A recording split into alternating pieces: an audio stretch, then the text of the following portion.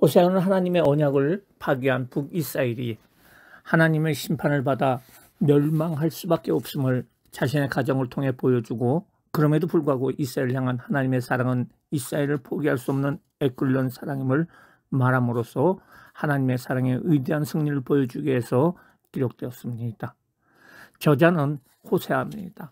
특징은 음란한 여자와 결혼과 자녀의 출산이라는 호세아의 개인적인 삶을 통해서 북이스라엘을 향하신 하나님의 사랑을 강하게 보여줌으로써 다른 신을 두어서는 안 된다는 것을 가르쳐주고 있습니다.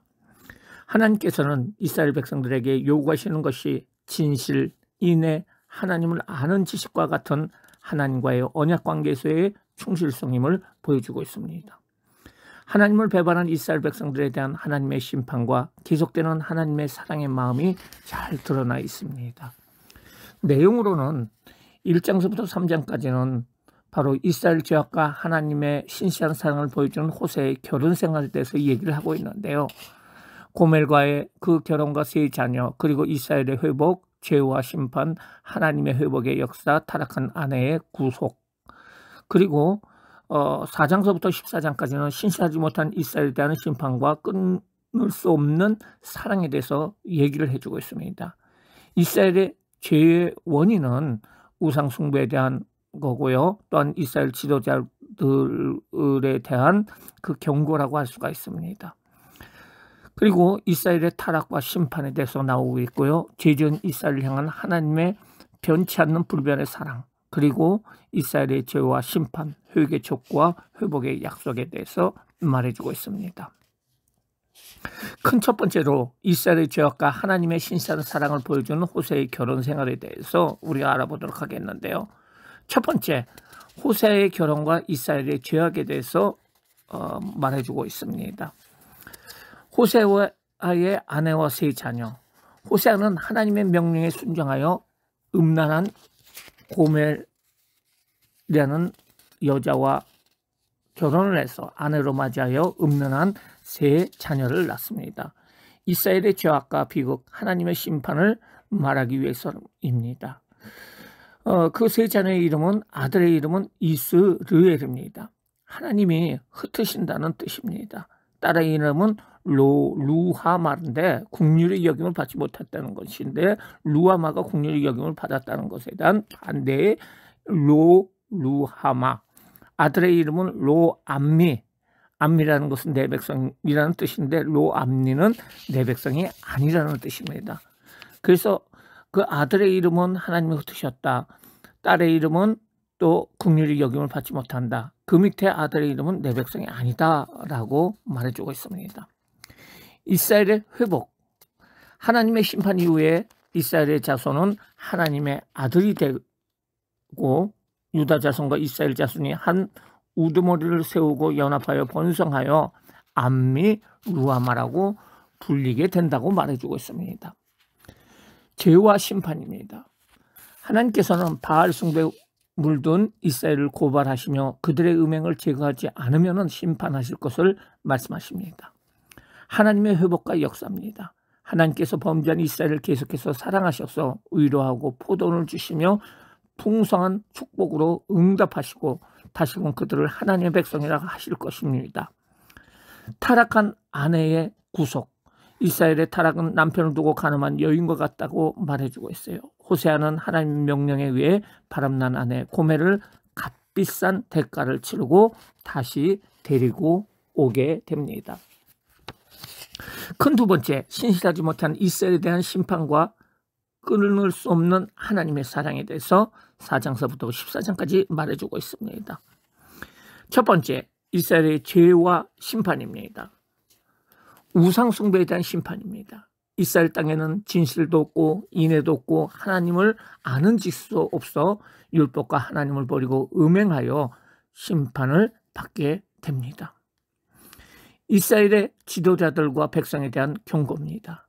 이스라엘의 제사장들, 왕족들 그리고 족장들은 이스라엘 백성들을 바알 숭배와 아수르에게 도움을 청하는 것으로 인도를 합니다. 그러나 하나님께서는 자신을 배반한 백성들에게 다시 한번 기회를 주십니다.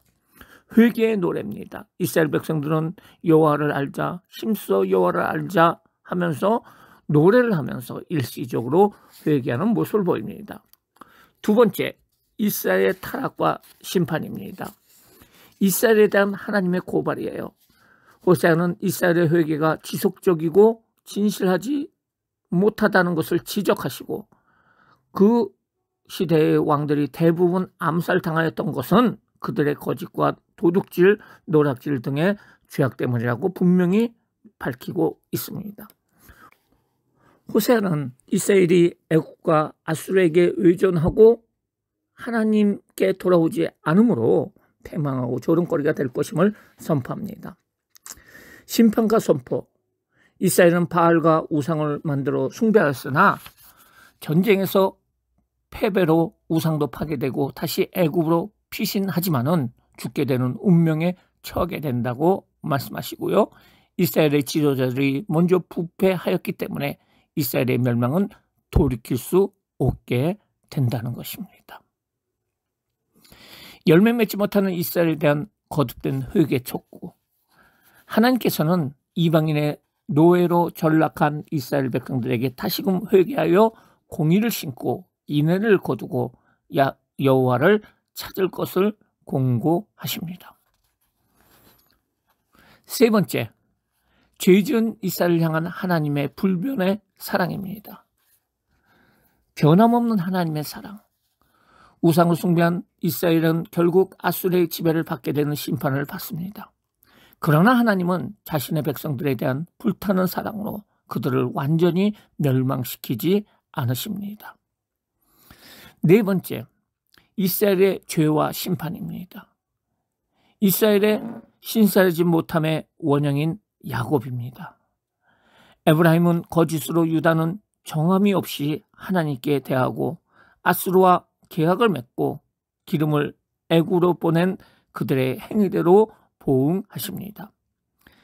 에브라임의 여호와에 대한 신실하지 못한 행위로 인해 야곱이 하란으로 간 것처럼 이스라엘의 포로 유배는 불가피 하게 됩니다. 하지만 하나님께서는 이스라엘에게 회개를 열어 놓으십니다.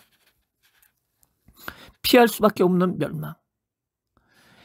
애굽 땅에 있었을 때부터 그들의 마음이 교만하여 하나님을 잊었으므로 하나님께서 그들에게 사자, 표범, 그리고 곰같이 되어 그들을 심판하십니다. 하나님께서는 이스라엘이 구한 왕과 지도자들을 하나님의 분노와 진노로 패하십니다. 다섯 번째, 회개 촉구와 회복의 약속입니다. 회개 촉구. 호세아는 불의함으로 말미암아 엎드러진 이스라엘이 하나님께 돌아와 입술의 열매를 드리라고 촉구합니다. 하나님의 용서와 회복의 약속.